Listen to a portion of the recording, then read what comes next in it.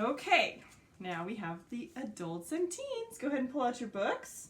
Okay, excellent. Kind of in a similar vein of the kids class, I had given you guys one song for this week, right? And it was a pretty good song. It was mainly learning about the C chord in the right hand, correct? Yes. So, I had given you Beautiful Brown Eyes on page 65. Okay, page 65. Let's go ahead and show you. All right. So here at 65, we had basically learned it's adding E for the left hand. So this is actually adding the C chord for your left hand. And it was a combination of block and broken chords, okay? So let's see how Beautiful Brown Eyes sounds, okay? Just a blanket playing through of it to give us a bass line, okay? Because I know there are some tricky spots in there, and we will extract those as we encounter them, okay? So let's just play through Beautiful Brown Eyes to give us that bass line, okay? We're in G position, so I've got my right hand thumb on G above middle C, and then I actually have my left hand thumb on D right next to middle C, okay? So my hands are actually closer. Okay? Now, I'm playing this as a bass line, okay? Let's just see where we need to put that work in, okay? Excellent. So starting with that finger 3 on B and a block chord in our left hand. I'm going to count off. 1, 2, 3, ready, and play. B, B, B, G, A, B, C, C.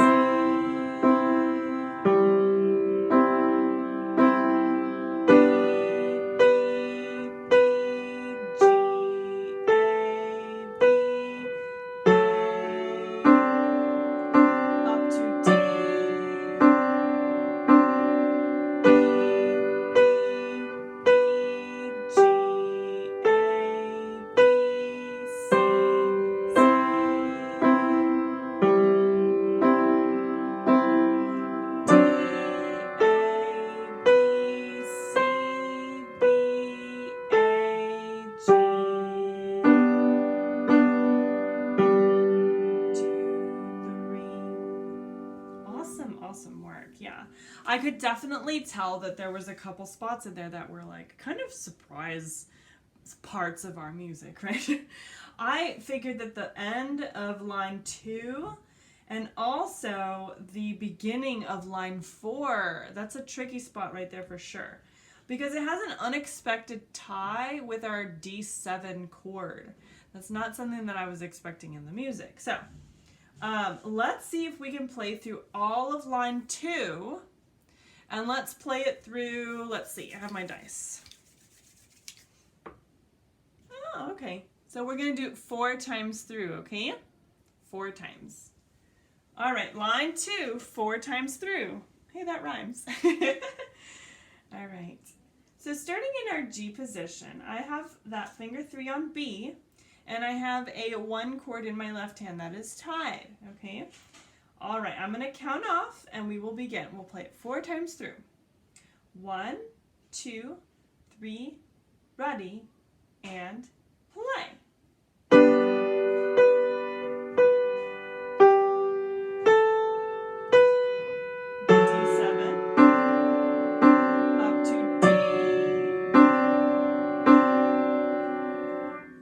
That's our first time through, okay? Yes, okay, so, and we even noticed that in the right hand, there was a jump in that those 3rd and 4th measures of line 2. From an A up a melodic 4th to a D, okay? So make a note of that. If you need to write in your finger number, you can grab a pencil. I'm going to put a finger 2 under that A and a 5 where that D is, okay? Let's try playing it through again. We have 3 more times to go, okay? All right, I'm going to count off. 1, 2, 3, ready, and play.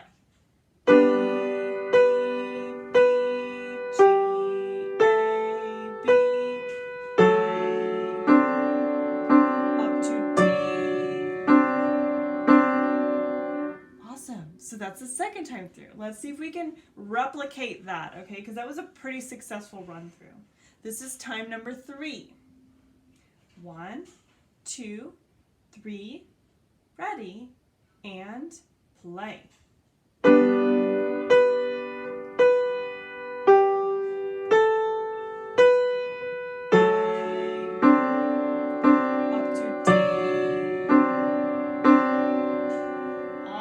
Awesome. So that was time number 3. I noticed I actually rushed a little bit at the end of that third time. So I'm going to try and be a little more mindful of keeping the beat a little bit steadier for this final run through. Okay? So this is line 2 of Beautiful Brown Eyes, page 65 in our book. Okay? Here we go. I'm going to count off.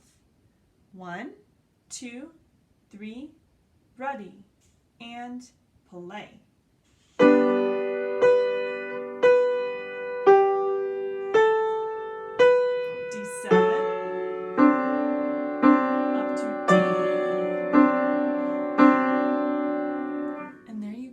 That was the final run through. That was pretty successful, okay? Now, like I mentioned at the beginning of this piece, there are 2 spots that are kind of like, yikes, that we're going to be working on. We just finished the first spot, right? It's basically that transition between the A in your right hand finger 2 with the D7 chord broken, transitioning all the way up to finger 5, up a 4th, with that D7 accompaniment broken chord, okay? This is all under a pedal as well. So if you have a pedal at your keyboard or your piano, all of these note changes are happening at the same time as the pedal. So you're activating these parts of your brain that are controlling your foot as well as your hands and your eyes. There's like so much going on, okay? So keeping that same energy, let's look at the last line of this piece, okay? The last line of this piece, we've got a really big interval in the right hand. It goes from a D, finger 5, down to a 2A, right? I'm going to put a 2 there with my pencil. Up a step to B, or 3, and then up another step to 4C. And then it goes down C, B, A, G. So it goes all the way down your hand, okay? 4, 3, 2, 1. So if you need to write in those finger numbers, you absolutely can, okay? Now, all of this is happening on top of a D7 tied note chord, right? It's tied between these 2 measures for a total value of 6 beats, okay? That's kind of like a blessing in disguise because you have so much going on in the right hand that it's nice to just play it and forget it a little bit in the left hand. So think of it like that. If you need to, you can put an X through the second printed chord in the second measure. That way you don't end up playing it twice by accident, okay? Now, as you're approaching the final 2 measures of this piece, you've got a broken 1 chord in your left hand, as well as a tied G for the last 2 measures in the right hand, okay? Again, this is happening with the underlying pedal underneath, right? So it's imperative that you get the notes correct because the pedal will also hold incorrect notes. So let's just see how this last line goes, and let's do it again 4 times like we had done for line 2, okay? You can do this. All right, so let's first find our spot because we want to make sure that we're in the right spot. I have my right hand thumb on G above middle C, and I've actually got my left hand thumb on D right next to middle C, okay? So I'm right here. Okay? Now, the beginning chord is actually my D7, so I'm going to shift my left hand pinky 5 onto F sharp. And then I have my fingers 2 and 1 on C and D. I am also beginning my right hand, finger 5, this line, okay?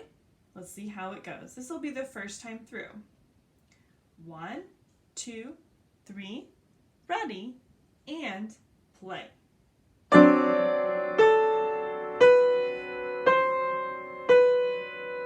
Broken 1. 2, Okay, that was fairly successful. I actually came in with the pedal a little bit early, so be mindful of how that pedal's coming in right at the second to last measure of the piece. Let's try the last line once more. I'm going to count off. 1, 2, 3, ready, and play.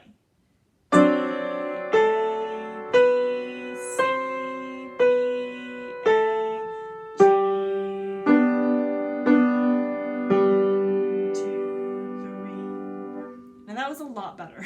I felt more confident about it because I didn't bring the pedal in too early, and I made sure that it was clean as I was playing my notes. Let's play it a third time, okay? 2 more times through, and then we'll get this part finished. 1, 2, 3, ready, and play.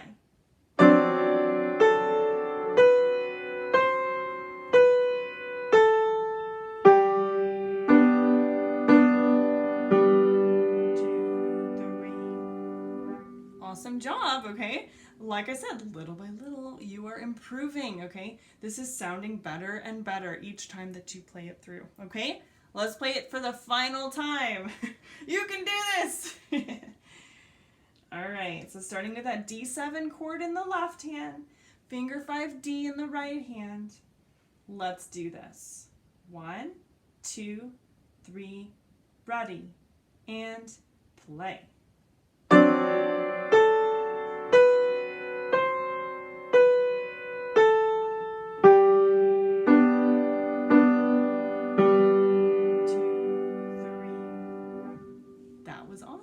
Very, very good job. Yeah, as each and every time that you're playing your songs, you are improving, okay? Even if you happen to make a mistake, or you're like, oh man, I did this right and then I got it wrong over here, but then you fix it and then another part's wrong, that's okay, because each and every time that you play it, I promise you, it's very incremental improvement each and every time, okay? Don't let it discourage you. If you find that you are getting discouraged, make sure that you give yourself time to step away from the piano for a little while, and then you can always come back and work on those tricky spots again, okay? Now that we've done all of Beautiful Brown Eyes now, we're in 3/4 time, we did a nice mezzo forte, we made sure our pedal was correct, our broken chords were correct, and the melody was nice and slurred. Let's put the whole thing together again, right? Because all of those pieces need to be put back together, right? We've got the puzzle pieces in the right spot. We just need to connect it now, right? A little imagery for you. So let's see if we can play through all of Beautiful Brown Eyes once more with all of those pieces that we worked on nice and clean, okay? Let's give it a try. All right, so starting here at the beginning, we are in a G position, right? My right hand thumb is on G above middle C, and my left hand thumb is on D right next to middle C. Okay, so my hands are quite close together. Okay, we're gonna begin Beautiful Brown Eyes on page 65. We'll play it one time through with everything that we've learned. All right, let's do it. I'm gonna count off. 1, 2, 3, ready, and play.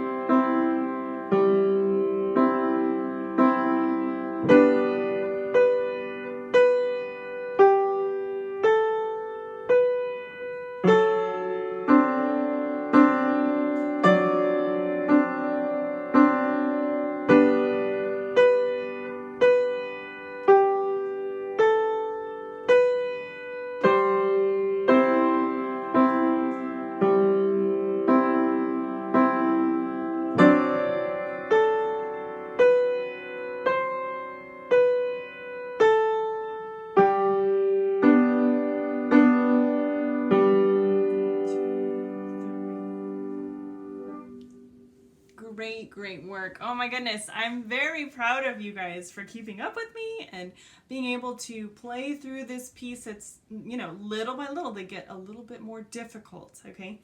Be proud of yourselves. You've gotten through this one, okay?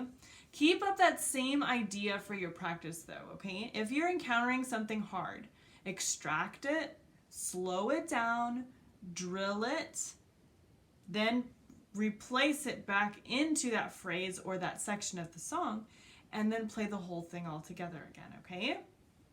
It can be done multiple times in multiple sections. But remember, every time you do it, you get better, okay?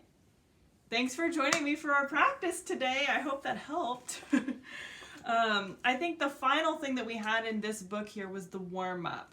You know, we could actually play through that real quick. It might be a good idea. Let's see here. Sorry about that. Where are we? There it is. Okay, so turn to page 69. Okay, let's do the warm-up real quick. All right, that very top line of 69. Okay, now this is sort of taking that same idea with the C chord in the left hand, but we're gonna put it in the right hand now, okay? It was just the top line that we were doing for the warm-up because I will be assigning the next piece on this upcoming Saturday, okay? So let's look at the top of 69. We're gonna put our right hand only in G position, okay? Excellent. All right, so I'm going to count off and we're gonna play that top line twice, okay? Just to get that part of our brain activated. 1, 2, 3, ready, and play.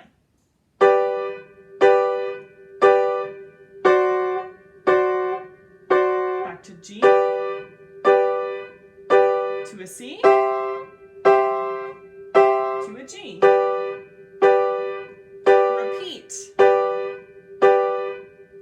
To a D7,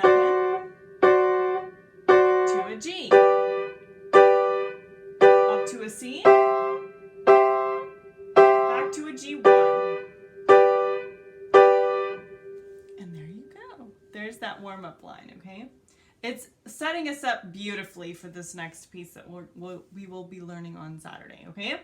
So keep that up in your practice as well, just to keep those fingers nice and limber, okay? All right, now we're done. I tricked you before, right?